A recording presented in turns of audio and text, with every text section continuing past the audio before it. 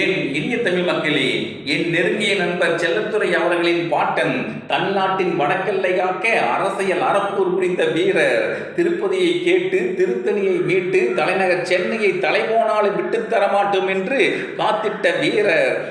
முதலில் மாநில தன்னாட்சி முழக்கமிட்ட தன்மான தமிழர், தமிழ் வளர, தமிழர் வாழ, தமிழ்நாடு செழிக்க தமிழரசு வேண்டும், அதற்கு சுதந்திர அரசியல் சுய நிர்ணய உரிமை தமிழருக்கு உண்டென உரைத்து தமிழ் தேசிய அரசியல் காக்க தமிழரசு கழகம் கண்ட தன்மான தமிழர், தன்னிகரல்லா தமிழ் பெருங்காப்பியமான சிலப்பதிகாரத்தை தனது எழுத்தாற்றலாலும் சொல்லாற்றலாலும் தமிழ்நாட்டின் மூளை முடுக்கெல்லாம் கொண்டு சேர்த்ததோடு ஆண்டுதோறும் சிலப்பதிகார விழா எடுத்து பெருமை சேர்த்த பெருந்தகை. சிலப்பதிகாரத்துக்கு 13 நூல்கள், பாட்டன் பாரதி பற்றி 10 நூல்கள், தாத்தா வ.உ.சி பற்றி 3 நூல்கள், இன்னும் பற்பல நூல்கள் ஏற்றி அன்னை தமிழுக்கு அணி சேர்த்த இலக்கிய பேரறிஞர், வடக்கெல்லை காத்த வீரர், பெருந்தமிழர், மயிலாப்பூர் பொன்னுச்சாமி சிவஞானம் என்கின்ற ம.பொ.சி அவர்களின் பெரும்புகழ் போற்றுவோம்.